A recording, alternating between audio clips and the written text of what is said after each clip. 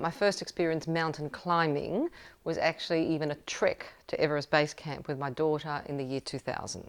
Cheryl Bart and her daughter Nikki are the first mother-daughter team in the world to climb the 7 summits, the highest peaks of every continent. It was a really transformational trip. It was the first time I'd been in a tent since I was 8 years old.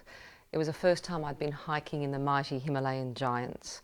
The first time I met the beautiful Sherpa people and also tasted a bit of altitude. And it really was transformational, and I thought, I need to do more of this. Cheryl is the first woman in Australia to achieve the Explorers Grand Slam, climbing all 7 summits and skiing the North and South Poles. So sometimes people say to me, do you have a death wish? And I say, no, I have a life wish. Today, the average adventure traveller is 47 years old and female, and 75% of people seeking adventure or nature trips are women. I think my best adventure would have to be Antarctica. It's a very, very special place, very different from anywhere else, can't compare it.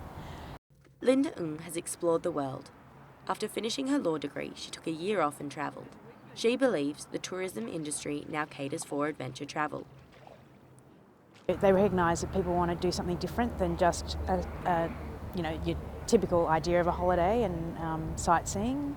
It's sightseeing in a different way. The future for women's adventure, I think it's absolutely in a growth phase. We work very closely with a company called World Expeditions, and their figures show it really clearly that women are a big growth market for trekking and adventuring around the world. Di Westaway is the founder of Wild Women on Top, a community of motivated, energised women seeking life-changing experiences. The reason I started Wild Women on Top was because I discovered a love of adventure. Di was a young mother and completely family-focused. 15 years ago, she said her life was lacking in something to look forward to.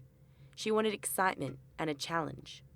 The first really challenging adventure I went on was climbing Mount Aconcagua in South America. Even though I failed to climb the mountain, I learnt a lot of things, but it was an absolute epiphany of, wow, I've got to do more of this stuff.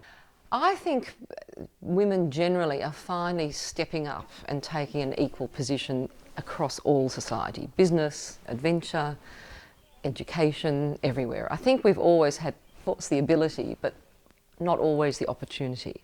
And I think there are opportunities now. It's always a fear factor that kind of prevent people from starting anything, and I think with women more so. But once you start doing one thing, you realise you can do it, and then it kind of breaks the seal, and then you get to do more and more. So I think then women get more and more adventurous. Di says that men and women have very different approaches when undergoing challenging adventures.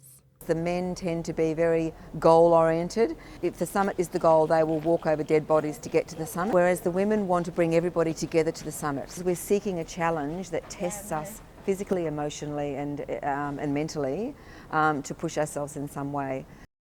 Rebecca Koerber, Artemis Adventure Magazine.